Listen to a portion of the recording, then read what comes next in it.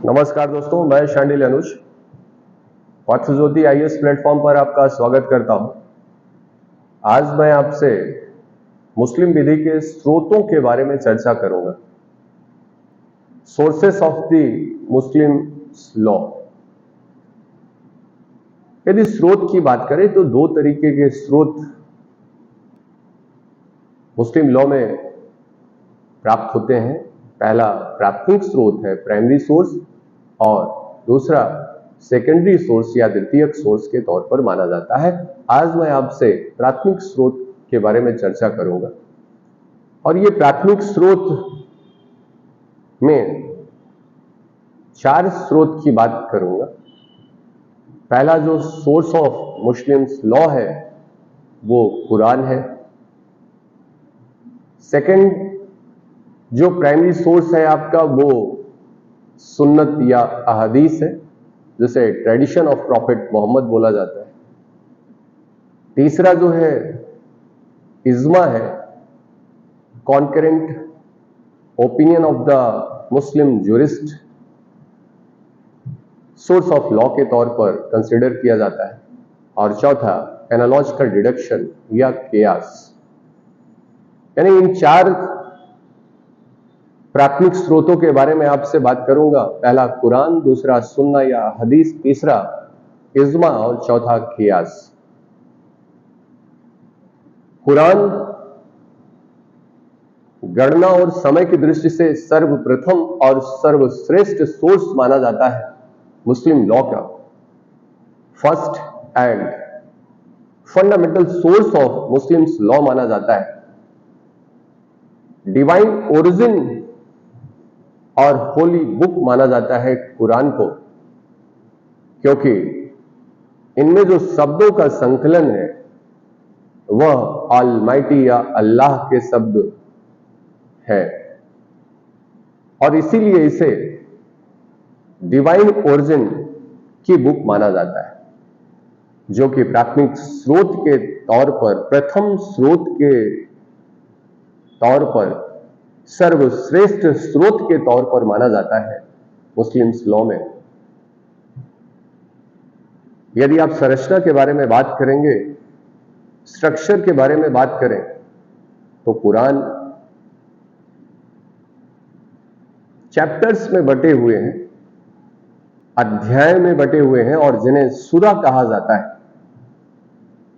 यानी पूरे कुरान को देखें तो 114 सूरा में बटे हैं।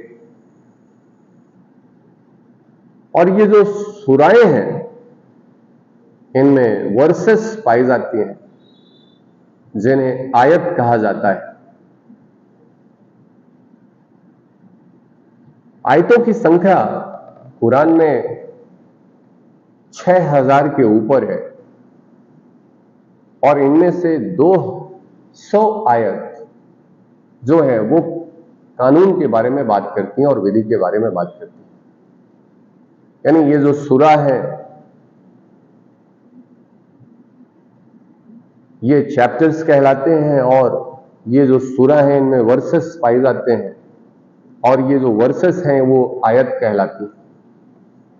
और आयतों में 200 ऐसी आयत हैं जो विधि के बारे में बात करती है।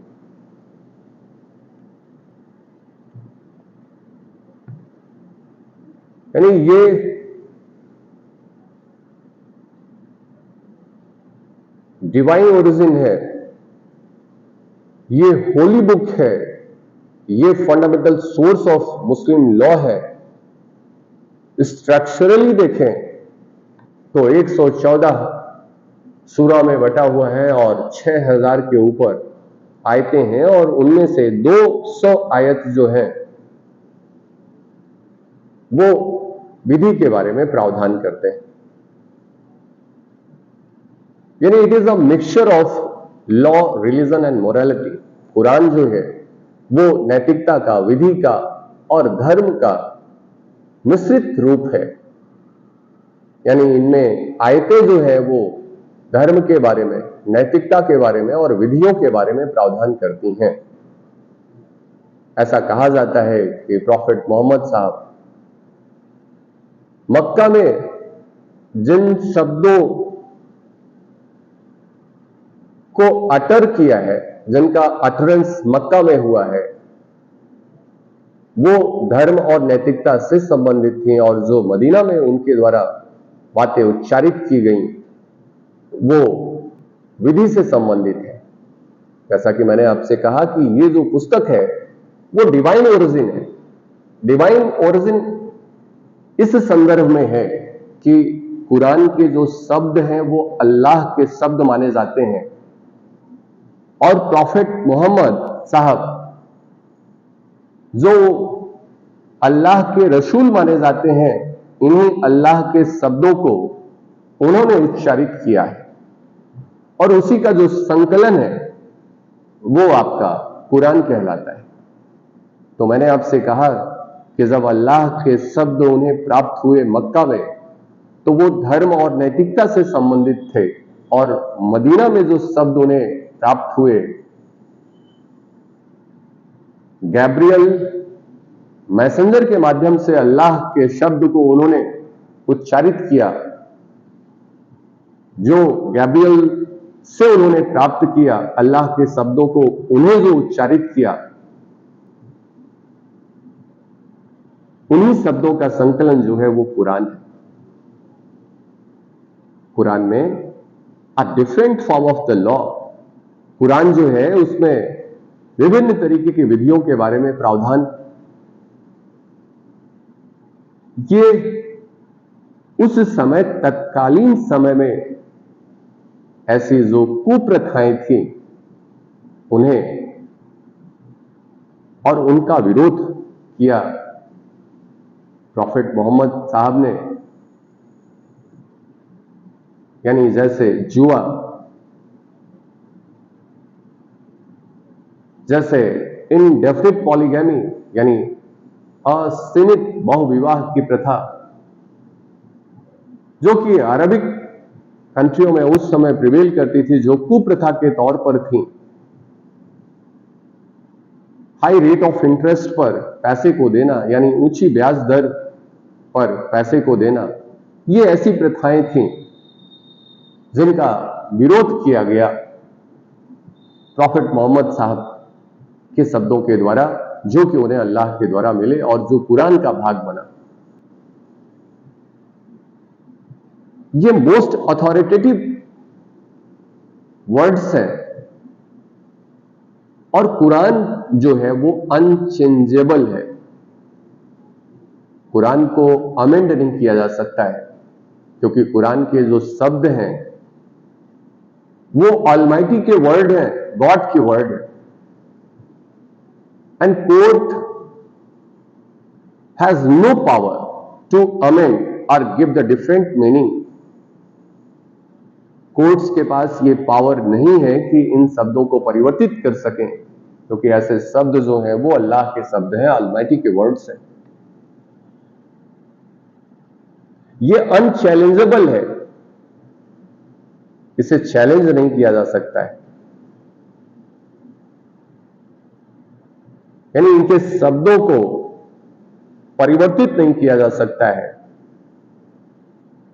इनके शब्दों को चैलेंज नहीं किया जा सकता है, चुनौती नहीं दी जा सकती। मोस्ट अथॉरिटेटिव है, कोर्ट के पास ऐसी क्षमता नहीं, किसी भी व्यक्ति के पास ऐसी क्षमता नहीं, क्योंकि ये अपौरुषेय ऑलमाइटी के द्वारा दिए गए शब्द हैं।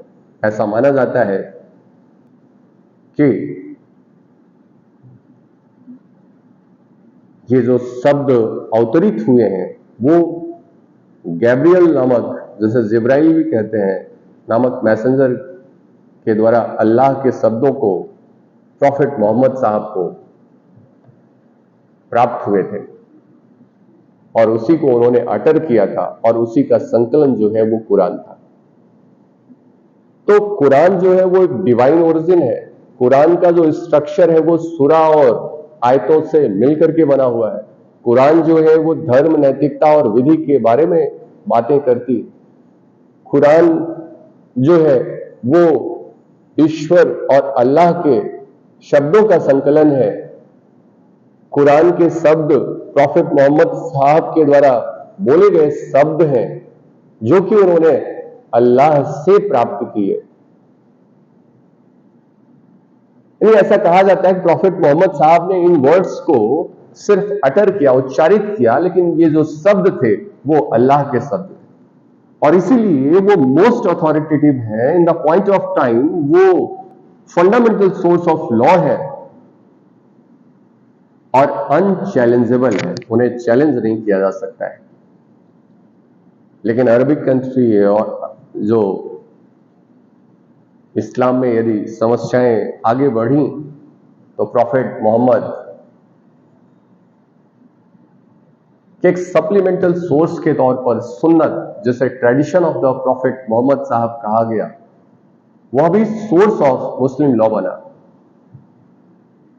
तो प्रथम स्रोत मैंने आपसे बताया कि प्रथम स्रोत जो है वो कुरान है। कुरान जो है वो कुर्रा अरबिक वर्ड से मिलकर के बना हुआ है।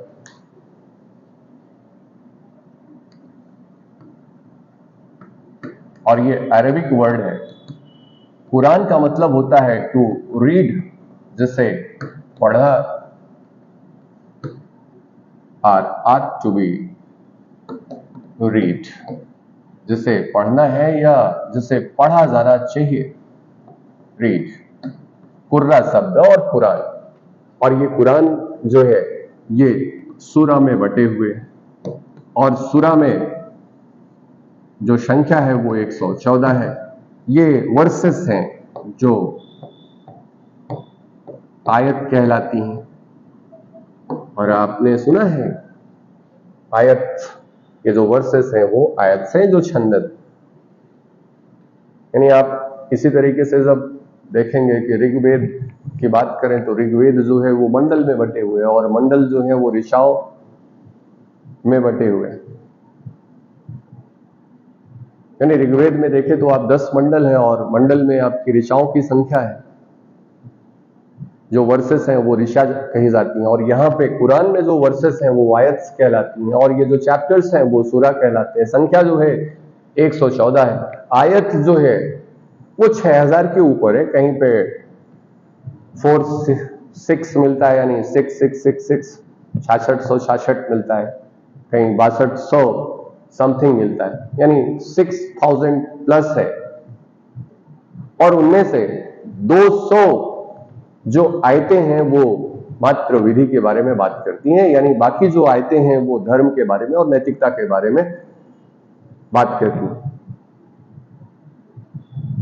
तो यहां पे ये पहला स्रोत था और दूसरा जो है वो सुन्नत था, जिसे सुन्ना बोला जाता है या अहदीस बोलते हैं। और ये है आपके ट्रेडिशंस ऑफ प्रॉफिट मोहम्मद साहब, यानी मोहम्मद साहब के जो ट्रेडिशंस हैं वो सुन्ना कहलाई या अहदीस कहलाई। और ये प्राइमरी सोर्स है और प्राइमरी सोर्स में प्रायोरिटी के क्रम में देखेंगे तो कुरान के बाद दूसरे क्रम पे आती है।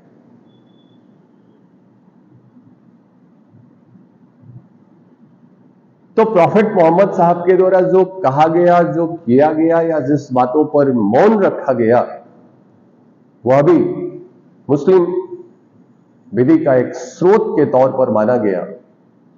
और यदि मैं सुन्ना की बात करूं तो ये जो सुन्ना है वो 3 तरीके की सुन्ना है। ट्रेडिशन की बात करूं तो पहला जो है वो सुन्नतुल कौल है,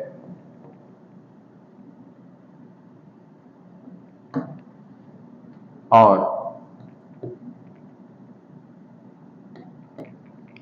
सुन्नतुल फैल है,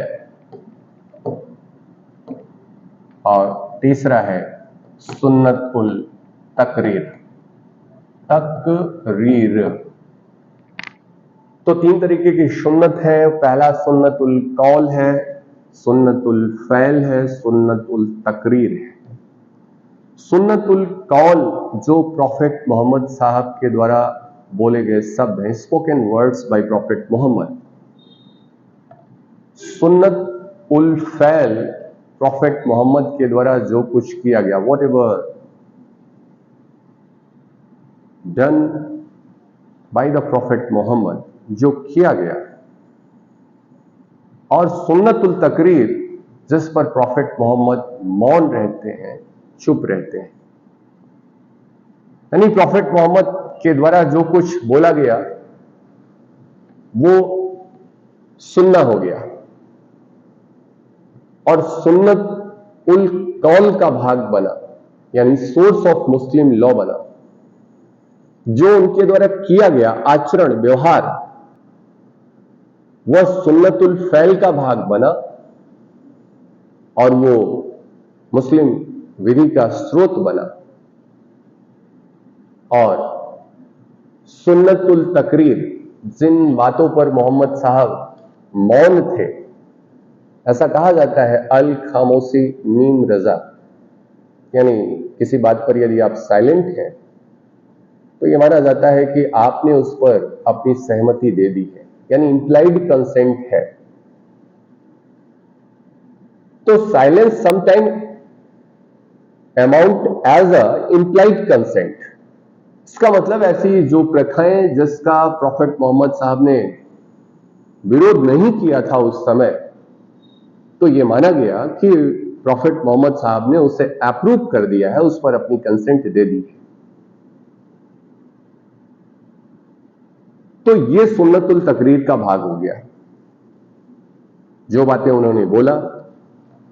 तो यहां पे दो बातें समझनी जरूरी है, आप ये समझ लो कि यहां पे मैंने आपसे कहा कि जो उनका अटरेंस था,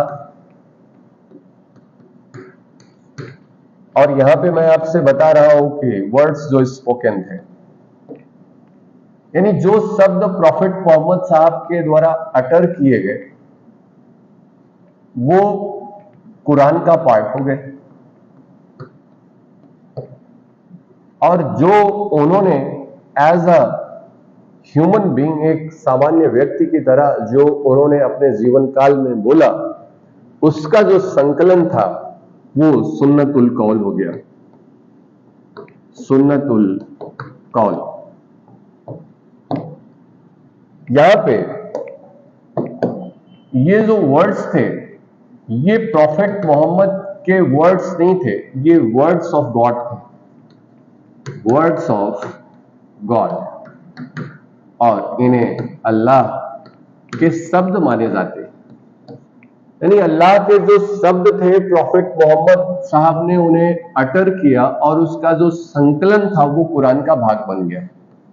इसका मतलब ये शब्द जो है वो प्रॉफिट मोहम्मद के नहीं है, ये शब्द वर्ड्स ऑफ गॉड है, जो कि गैब्रियल मैसेंजर के द्वारा रसूल को यानी प्रॉफिट मोहम्मद साहब को मिले। और उन्होंने तो गॉड के इंपैक्ट में जो अटरेंस किया, उसी का जो कंपाइलेशन था वो कुरान का भाग बना। लेकिन जिस समय वो गॉड के इंपैक्ट में नहीं है, गॉड के रेफरेंस में नहीं है, गॉड से कनेक्ट नहीं है, एक नॉर्मल ह्यूमन बीइंग की तरह, एक सामान्य व्यक्ति की तरह उन्होंने अपने जीवन काल में जो बातें बोली और गॉड से इंस्पायर्ड होकर के बोली, तो उसका जो संकलन था वह सुन्नत उल कौल कहलाया। यानी उनकी जो सामान्य जीवन में जो बातें थी, उनके अपने जीवन में जो बातें कही गई, जब वो गॉड के रेफरेंस में नहीं है, गॉड से कनेक्ट नहीं है और वो गॉड के वर्ड नहीं है, तो वो सुन्नत उल कौल कहलाया, वो सुन्ना का भाग बना। लेकिन जिस समय वो गॉड के रेफरेंस में है, गॉड के वर्ड्स को अटर करते हैं, वो कुरान का भाग हुआ। दोनों में फर्क है। ये मोस्ट अथॉरिटेटिव है, फंडामेंटल है, फर्स्ट है, सोर्स है। क्यों? क्योंकि ये वर्ड्स जो हैं ये वर्ड्स ऑफ गॉड है, यानी अल्लाह के शब्द हैं। और यहां पे ये सुन्नतुल कौल ये प्रॉफिट मोहम्मद साहब के शब्द हैं। दोनों में फर्क आपको समझ में आया होगा मेरे हिसाब से। और दूसरा, सुन्नतुल फैल, जिन आचरण को मोहम्मद साहब ने अपने जीवन काल में किया उससे सुन्नतुल फैल कहा गया। और जिन बातों पर वो मौन रह गए उसे सुन्नत उल तकरीर कहा गया। यानी बहुत सारी ऐसी कस्टम्स थी, बहुत सारी ऐसी प्रथाएं थी जिस पर प्रॉफेट मोहम्मद साहब ने मौन रखा, यानी उनका विरोध नहीं किया उन्होंने। जैसे तलाक है, जैसे डाइवोर्स है, ऐसी प्रथाएं जो है वो प्रॉफेट मोहम्मद के पहले भी प्रिवेल करती थी, और इस्लाम के आने के बाद से प्रॉफेट मोहम्मद साहब ने उनके बारे में कोई विरोध नहीं करा, तो ये माना गया कि ये प्रॉफेट मोहम्मद साहब ने इसे अप्रूव कर दिया है, इस पर इंप्लाइड कंसेंट दे दी है अपनी, और ये सुन्नतुल तकरीर का भाग हो गई। लेकिन प्रॉफेट मोहम्मद साहब ने क्या बोला है, स्पोकन क्या किया है, या किस पर वो साइलेंट थे, इसे नैरेट करने वाला कोई व्यक्ति होना चाहिए, इसे कोई बताने वाला होना चाहिए, नैरेटर होना चाहिए, जो नैरेट करे कि मैं देखा था कि प्रॉफेट मोहम्मद साहब ने ऐसा बोला था, ऐसा किया था, या इस बात पर वो मौन थे। तो इस बात को जो बता रहा है इस सुन्नत के बारे में, जो उसके वाचक हैं उन्हें नैरेटर्स कहा गया, जो नैरेट करते थे प्रॉफेट मोहम्मद साहब के नैरेटर्स। तो नैरेटर्स की एलिजिबिलिटी क्या है कि भाई हम किसकी बात मानेंगे कि प्रॉफेट मोहम्मद साहब ने ऐसा बोला था, ऐसा किया था, इस बात पर साइलेंट थे, क्योंकि इनके ना रहने पर ये बातें जो है वो as a source of law use की जानी है, इनका संकलन होना है। तो इसके जो नैरेटर्स थे उनकी एलिजिबिलिटी थी कि उन्हीं की बात हम मानेंगे, सबकी बात नहीं मानेंगे। तो नैरेटर्स जो है वो मुस्लिम हैं, उन्हें मुस्लिम होना चाहिए, उनकी जो मेमोरी है वो शार्प होनी चाहिए, उन्हें मुस्लिम लॉ की जानकारी होनी चाहिए, यानी ये बेसिक एलिजिबिलिटी होनी चाहिए, और उसे नीति परायण होना चाहिए, राइटियस होना चाहिए। यानी कुछ बेसिक क्वालिटीज हैं जो नैरेट करेंगे, जिसके बातों को आप रिलायबल कर सके, विश्वास कर सके कि प्रॉफेट मोहम्मद साहब ने ऐसा करा, ऐसा बोला था, या ऐसी बातों पर मौन रहे थे। तो इनको बताने वाले जो वाचक थे उन्हीं को नैरेटर्स कहा गया, और नैरेटर की जो एलिजिबिलिटी, जो क्वालिटी थी, मैं आपसे बता रहा हूं, उन्हें मुस्लिम होना चाहिए, उनकी मेमोरी शार्प होनी चाहिए, तीक्ष्ण बुद्धि होनी चाहिए, यानी डिमेंशिया नहीं होनी चाहिए, आज की बात सुने और कल बात भूल जाते हैं। तो ऐसे लोगों के बारे में कैसे आप रिलाई कर सकते हो कि प्रॉफेट मोहम्मद साहब ने क्या कहा था इन्हें याद होगा? मेमोरी आप की स्ट्रांग होनी चाहिए, राइटियस होना चाहिए, नीति परायण होना चाहिए, और इस्लामिक लॉ का जानकार होना चाहिए। तो सेन माइंड, सेन होना चाहिए, साउंड माइंड का होना चाहिए, मुस्लिम होना चाहिए, राइटियस होना चाहिए, और विधि का जानकार होना चाहिए। और ऐसे जो नैरेटर्स हैं उनके द्वारा यदि बातें नैरेट की गई हैं, यानी सुन्नत की बातें बताई गई हैं, तो फिर वो रिलायबल होंगी। यहां पे ये जो नैरेटर्स हैं इनकी 3 कैटेगरी है, इसके अलावा यदि कोई नैरेट किया है सुन्नत को तो उसे नहीं माना जाएगा। 3 कैटेगरी कौन कौन सी है? पहली, companion, companions of prophet Muhammad. Prophet Muhammad साहब के जो सहयोगी थे उनके द्वारा यदि किसी सुन्नत के बारे में चीजों को नैरेट किया गया है, प्रॉफेट मोहम्मद साहब ऐसा बोला करते थे, ऐसा किया करते थे, इस बात पर मौन रहते थे, तो उनके द्वारा यदि नैरेट किया गया है तो उन्हीं को कहा गया प्रॉफेट मोहम्मद साहब के कंपेनियंस। तो इनके द्वारा भी सुन्नत का कलेक्शन किया गया, और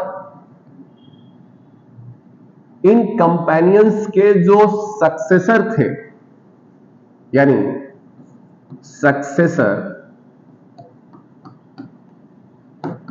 ऑफ कंपेनियन, ऐसे सहयोगियों के उत्तराधिकार, जो उत्तराधिकारी थे ऐसे सहयोगियों के, जो प्रॉफेट मोहम्मद साहब के साथ थे, और उनके जो उत्तराधिकारी थे। यहां पे उत्तराधिकारी का अभिप्राय लीगल एयर की बात नहीं कर रहा हूं कि उनके वैदिक उत्तराधिकारी, तो उनके द्वारा जो कलेक्शन किया गया वो भी रिलायबल माना गया। और तीसरा, successors of the successors, successors of the successors, यानी इन 3 लोगों के द्वारा जो सुन्नत के बारे में बात की गई वो सुन्नत का भाग बनी।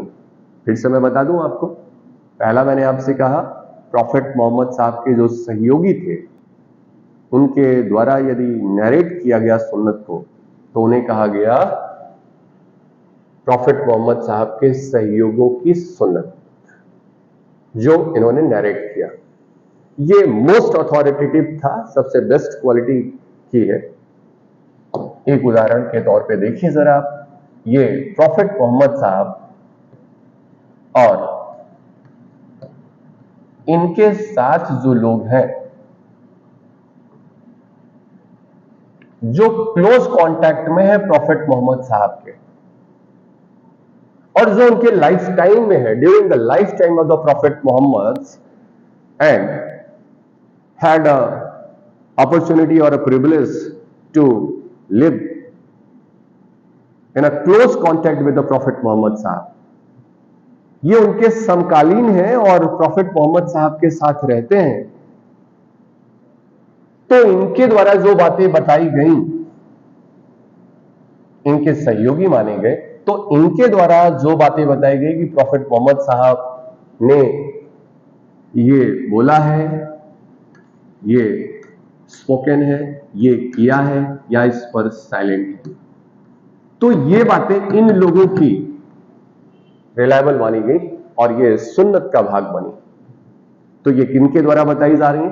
कंपेनियंस। किसके कंपेनियंस? प्रॉफेट मोहम्मद के। तो प्रॉफेट मोहम्मद साहब के समकालिक जो लोग थे, जो अवसर प्राप्त किए थे प्रॉफेट मोहम्मद साहब के साथ रहने का, और इनके द्वारा क्या बोला गया है, क्या किया गया है और किस बातों पर मौन रहे, उन्हीं को कहा गया है companions of the prophet Muhammad.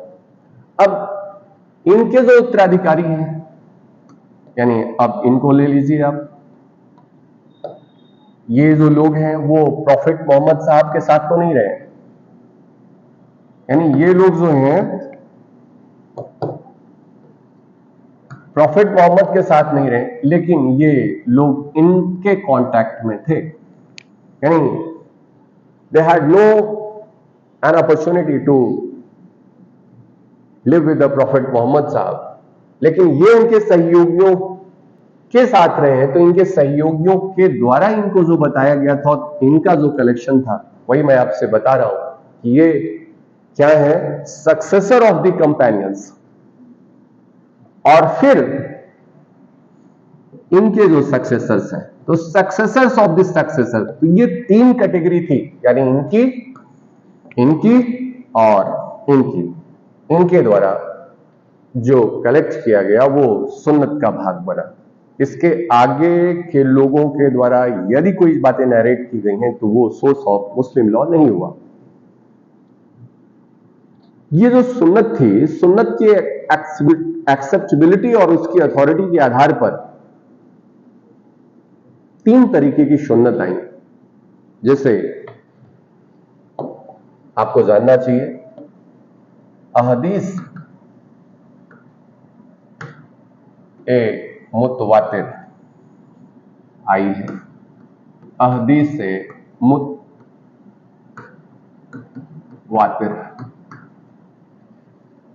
And second one is अहदीस ए मशहूर, और तीसरा है अहदीस ए अहद।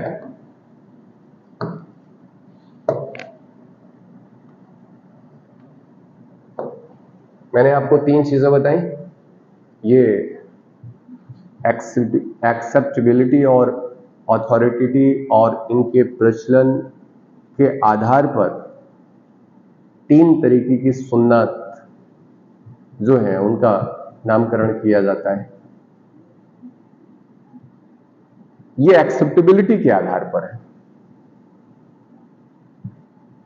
तो यानी अहदीस ए मुतवातिर का मतलब होता है ऐसी सुन्नत जो यूनिवर्सली एक्सेप्टेड है।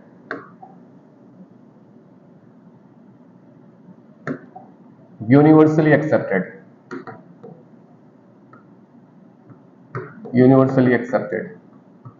इसका मतलब there is no any deviation, there is no doubt regarding their genuineness.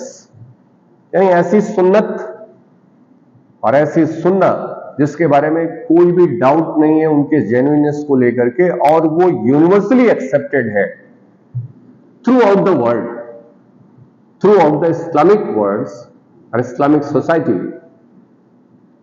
वो सबके द्वारा मान्य है। जैसे E बराबर MC स्क्वायर आप पढ़ते हैं, E बराबर MC स्क्वायर, ये यूनिवर्सली एक्सेप्टेड कॉन्सेप्ट है। ग्रेविटेशनल फोर्स जो है ये यूनिवर्सली कॉन्सेप्ट है, चाहे आप इंडिया में बॉल को छोड़ोगे तो नीचे जाएगा, चाहे अमेरिका में छोड़ोगे, ये ग्रेविटेशनल फोर्स जो है वो यूनिवर्सली एक्सेप्टेड है। इसी तरीके से ये जो सुन्ना है वो यूनिवर्सली एक्सेप्टेड है, कोई डाउट नहीं है उनकी जेन्युइननेस को लेकर के, और इसी सुन्नत को कहा जाता है अहदीस ए मुतवातिर, यूनिवर्सली एक्सेप्टेड। अहदीस ए मशहूर, और ये जो सुन्नत है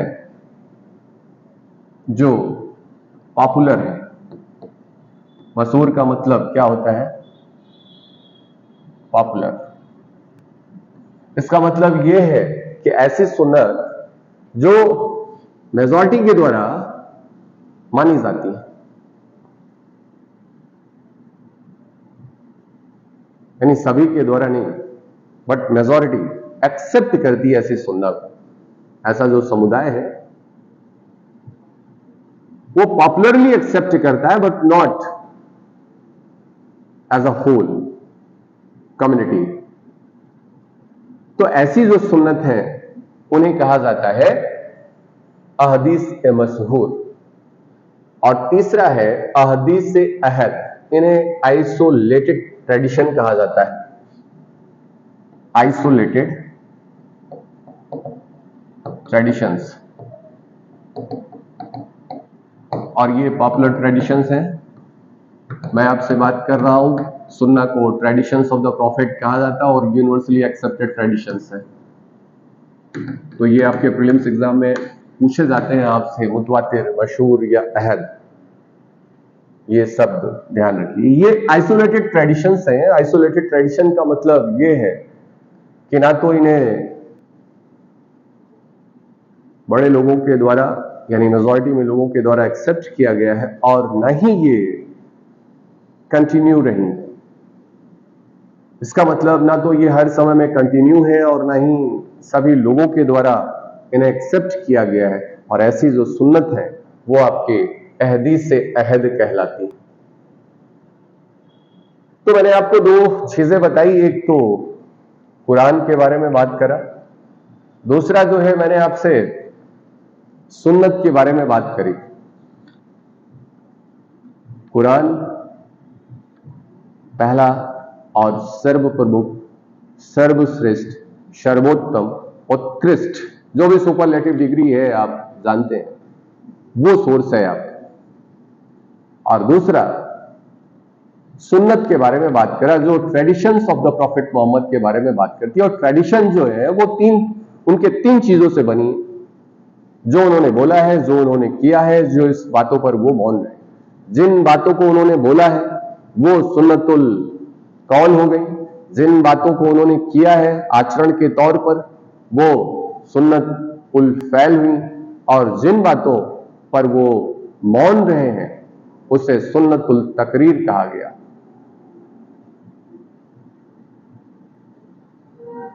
जो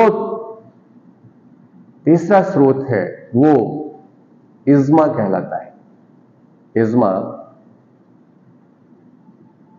एक unanimous decision of the jurist है या consensus opinion of the jurist है। यानी उन समस्याओं को सॉल्व करने के लिए जब प्रॉफेट मोहम्मद साहब नहीं रहे, तो ऐसी समस्याओं का निदान करने के लिए सबसे पहले मैंने आपसे कहा कि उसका जो सॉल्यूशन है वो देखा जाएगा कि कुरान में है या नहीं। यदि वो कुरान में नहीं मिला तो सुन्नत में देखा जाएगा कि सुन्नत में है या नहीं, और यदि दोनों जगह नहीं मिला तो ऐसी समस्याओं के निदान के लिए एक प्रोसेस को फॉलो किया गया, and that is known as the unanimous decision of the jurist या consensus opinion of the jurist, consensus opinion of the jurist. और ये मुस्लिम ज्यूरिस्ट हैं, जो मुस्लिम विधि के जानकार हैं, उनकी ऐसे ज्यूरिस्टों की एक जमात, एक कॉन्ग्रीगेशन जिस पर वो कॉन्करेंस डिसीजन लेते हैं by using his own juristic sense. वो अपने ज्यूरिस्टिक सेंस के आधार पर ऐसी समस्याओं का निदान करते हैं और उस पर एक कॉन्करेंस डिसीजन प्राप्त करते हैं। यानी एक संख्या, बड़ी संख्या में जो मुस्लिम ज्यूरिस्ट हैं, उनके सामने ऐसी समस्याओं को रखा जाता है और उस पर जो अपना एक कॉन्करेंस ओपिनियन देते हैं, कॉन्करेंस डिसीजन देते हैं, अपने ज्यूरिस्टिक सेंस को यूज करते हुए वह मुस्लिम विधि का स्रोत बना, जैसे इज्मा कहा गया। और यहां पे इनके द्वारा जो कॉन्करेंस डिसीजन दिया जा रहा है, जो ज्यूरिस्टिक ओपिनियन लाई जा रही है, वो कुरान और सुन्नत के सुस्थापित सिद्धांतों को ध्यान में रखते हुए किया गया है। यानी well settled principles what ever in a text of the Quran and Sunnah, they had to justify their opinion and decision on the basis of well settled principle।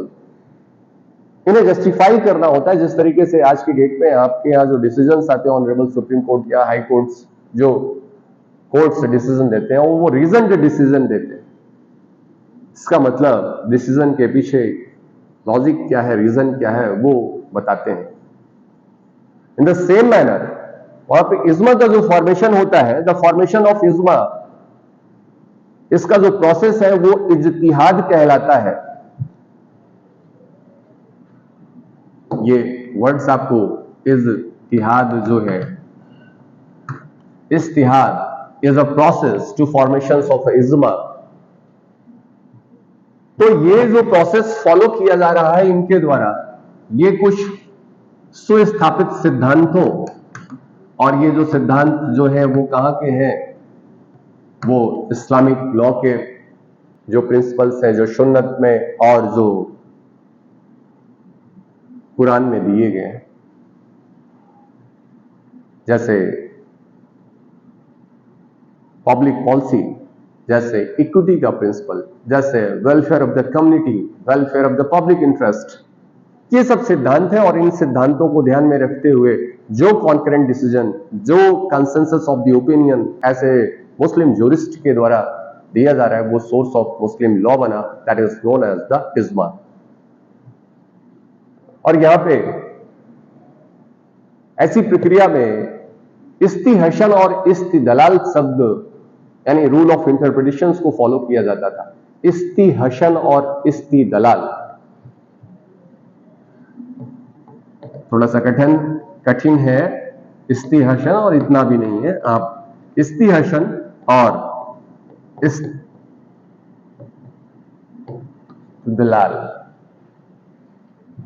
इन शब्दों को याद करना है। यही शब्द आपसे पूछे जाएंगे आपके एग्जाम में। इज्तिहाद क्या होता है, इस्तिहसन क्या होता है, इस्तिदलाल क्या होता है। तो इस्तिहसन का मतलब है, मैंने आपसे क्या कहा कि इज्मा में इन सिद्धांतों का प्रयोग किया जाता है। ये रूल ऑफ इंटरप्रिटेशन है। जिस तरीके से आपने रूल ऑफ इंटरप्रिटेशन पढ़ा है, हमारी ऑनरेबल सुप्रीम कोर्ट जब लॉ को इंटरप्रेट करती है तो उनके कुछ बेसिक प्रिंसिपल्स हैं जिन्हें वो फॉलो करते हैं। जैसे आप गोल्डन रूल ऑफ इंटरप्रिटेशन पढ़ते हैं, हार्मोनियस कंस्ट्रक्शंस पढ़ते हैं, लिटरल इंटरप्रिटेशंस पढ़ते हैं, पर्पसिव इंटरप्रिटेशन पढ़ते हैं।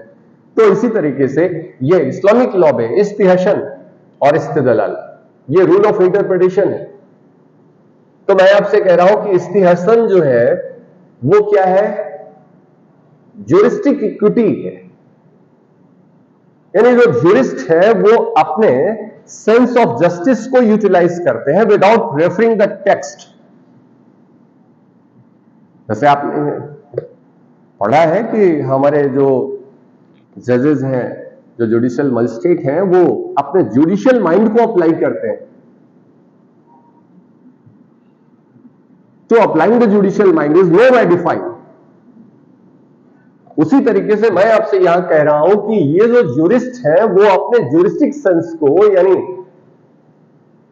अपने सेंस ऑफ जस्टिस को वो यूटिलाइज करते हुए किसी चीज को इंटरप्रेट करते हैं और कोई कंसेंसस या ओपिनियन फॉर्म करते हैं विदाउट रेफरिंग द टेक्स्ट, बिना टेक्स्ट को रेफर किए हुए, but they use their basic principles what ever in a text, जो उस टेक्स्ट में बताया गया है। तो जो कुरान में और सुन्ना में बातें बताई गई हैं उसको वो रेफर नहीं कर रहे हैं, लेकिन उन सिद्धांतों को वो लागू करते हैं ऐसी समस्याओं के निदान के लिए। और ऐसा जो कंसेंसस बना है और जो सॉल्यूशन निकल करके आया है, दैट वुड बिकम अ इज्मा। और ये जो होल प्रोसेस है, इसी प्रोसेस को इज्तिहाद कहा जाता है। इस प्रक्रिया को, यानी फॉर्मुलेशंस ऑफ अ इज्मा और a process of formation of इज्मा इज इज्तिहाद। और ये सबसे बेहतर बात क्या है? सबसे बेहतर ये, it is a movable elements of a law. यानी ये सबसे बेहतर है कि आज की जो समस्या है, आज जो प्रॉब्लम है, ऐसी समस्या को पोस्ट किया गया किसके पास? ज्यूरिस्टों के पास, और इन्होंने अपना कॉन्करेंट ओपिनियन दिया इस पर। चलो भैया, और ये क्या हो गया? आपका इज्मा हो गया। अब जरा देखिए, यहां पे ये जब समस्या बदली तो ऐसी प्रॉब्लम नंबर ये क्या हो गया? इस प्रॉब्लम को अब अगेन ज्यूरिस्टों के सामने रखा गया और इनका इंटरप्रिटेशन जो है वो अलग हो गया, जैसा कि ऑनरेबल सुप्रीम कोर्ट की केस में आप देखते हैं। यानी आर्टिकल 21 में आपने देखा कि AK गोपालन के केस में कुछ और इंटरप्रिटेशन और मेनका गांधी के केस में कुछ और इंटरप्रिटेशन। उसी तरीके से यहां पे इस्मत जो है वो एक समय में वो ये इंटरप्रिटेशन है और दूसरे समय में ऐसे ज्यूरिस्टों का इंटरप्रिटेशन बदल गया। इसका मतलब समय के साथ साथ इज्मा जो है वो बदल रही है और according to the situation and circumstances ये बदल रहा है, और इसीलिए इसको मूवेबल एलिमेंट ऑफ लॉ कहा जाता है। और ये डायनेमिक एलिमेंट्स है और ये बदलते हुए समाज के अनुरूप ऐसे इज्मा as a source of law जो है वो इस्लामिक सोसाइटी को मेंटेन करता है। और जो चौथा स्रोत है आपका वो है कियास। कियास शब्द जो है ये एनालॉजिकल डिडक्शन के तौर पर जाना जाता है। कियास जो है, आप लोगों ने कयास शब्द पढ़ा होगा, ये कियास है, और कियास का मतलब जो है वो एनालॉजिकल डिडक्शन है। एनालॉजिकल डिडक्शन, ये एनालॉजिकल डिडक्शन का मतलब क्या है? एनालॉजी के थ्रू इसे ड्रॉ किया जाता है, इसका एक प्रोसेस है, और ये एनालॉजिकल डिडक्शन के थ्रू जो लॉ बनाया गया है वो अभी जो है सोर्स ऑफ लॉ माना गया मुस्लिम लॉ का। मैं एक एग्जांपल से इसे समझाने का प्रयास कर रहा हूं। तो आज की डेट में आपके पास एक समस्या है, ये प्रॉब्लम मॉडर्न वर्ल्ड की है, आज की है, this is a new problem. और ये समस्या आई है, तो ये जो समस्या है वो कहां नहीं है? आपने देखा कि कुरान और सुन्ना और इज्मा, तीनों में ये इस तरीके की कोई समस्या यहां पे थी या नहीं थी? तो कुरान में देखा, इज्मा में देखा या सुन्नत में देखा, तो आपको ऐसी समस्या, आपको ओल्ड वन, एक जो ओल्ड प्रॉब्लम थी वो आपको दिखी। इसका मतलब वर्तमान समस्या यानी नवीन समस्या और पुरानी समस्या में एक संबंध है। देयर इज अ सिमिलैरिटी, ये सिमिलैरिटी है। इसका मतलब कि सबसे पहले यदि आपके पास कोई समस्या है तो उस समस्या को आप इस्टैब्लिश करोगे एक सिमिलैरिटी जो कि प्राचीन में थी, जो कि कुरान, सुन्ना या इज्मा में ऐसी समस्याएं के बारे में हल बताया गया है। क्या एक चीज ध्यान रखना है, ये जो समस्या है, ये समस्या इस सिमिलैरिटी को एस्टैब्लिश करने में इसकी लैंग्वेज को आप नहीं देखोगे, उस लैंग्वेज के सेंस को आपको देखना है, उसके इंटेंशन को फाइंड आउट करना है, उसके मोटिव को देखना है। इसका मतलब यह है कि यदि आप लिटरली उस चीज को फाइंड आउट करना चाहते हो तो यह सिमिलैरिटी एस्टैब्लिश नहीं हो सकती है। लेकिन यदि उन वर्ड्स के, उस समस्या के भाव पर आप जाओगे तो नई समस्या और पुरानी समस्या में एक समानता स्थापित होगी। मैं एग्जांपल से इस बात को क्लियर करता हूं आपको। तो आज की समस्या को पुरानी समस्या से एक समानता, एक तादात्म्य स्थापित करना होगा, और ऐसे तादात्म्य और जो समानता स्थापित कर रहे हैं आप, उसके लिटरल भाग पर नहीं जाएंगे, उसके सेंस पर आप जाएंगे, उसके मोटिव पर जाएंगे। और यदि आपने ऐसी सिमिलैरिटी को एस्टैब्लिश कर लिया तो ऐसा कुरान में, सुन्ना में या इज्मा में जो सॉल्यूशन बताया गया था उसी सॉल्यूशन को आप यहां पे लागू कर देंगे, अप्लाई कर देंगे। मैं आपसे क्या बताना चाह रहा हूं कि कियास शब्द जो है, कियास उन्हीं को अप्लाई करता है जो कि टेक्स्ट में ऑलरेडी बताए गए हैं। कियास में कुरान, सुन्ना या इज्मा में जो सॉल्यूशन बताया गया है, जो बातें बताई गई हैं, उन्हीं को अप्लाई किया जाता है। लेकिन प्रक्रिया क्या फॉलो करनी पड़ती है, यानी आपको एक सिमिलरिटी को एस्टैब्लिश करना होगा। मैं आपसे एक एग्जांपल के तौर पर बात करूं, जैसे शराब को बैन किया गया था, यानी प्रतिषिद्ध था, आपका प्रतिषिद्ध था। ये प्राचीन में था, यानी ये आपके ओल्ड टेक्स्ट में था। जरा आज देखिए, यदि मैं हीरोइन की बात करूं या मैं स्मैक की बात करूं, तो आज की ये समस्या है कि हीरोइन या स्मैक जो है वो प्रतिषिद्ध होना चाहिए या नहीं होना चाहिए। This is the question, this is posed before the Islamic community or a Muslim community. It should be prohibited or not. चूंकि ये कुरान के समय में, सुन्ना के समय में हीरोइन थी ही नहीं। मैं एक एग्जांपल आपको बता रहा हूं, ये समझने का प्रयास करिए। हीरोइन नहीं थी, तो आज की डेट में हीरोइन को प्रतिषिद्ध किया जाना चाहिए। हीरोइन मतलब मैं जो प्रोहिबिटेड ड्रग्स की बात कर रहा हूं, एक्ट्रेस की बात नहीं कर रहा हूं। तो आपने देखा कि यहां पे शराब जो है वो प्रतिषिद्ध थी, हराम माना जाता था इस्लाम में। और ऐसा क्यों, जरा देखिए। यदि आप शब्द से जाओगे तो यहां शराब है और यहां पे हीरोइन है, इनके बीच में कोई समानता नहीं।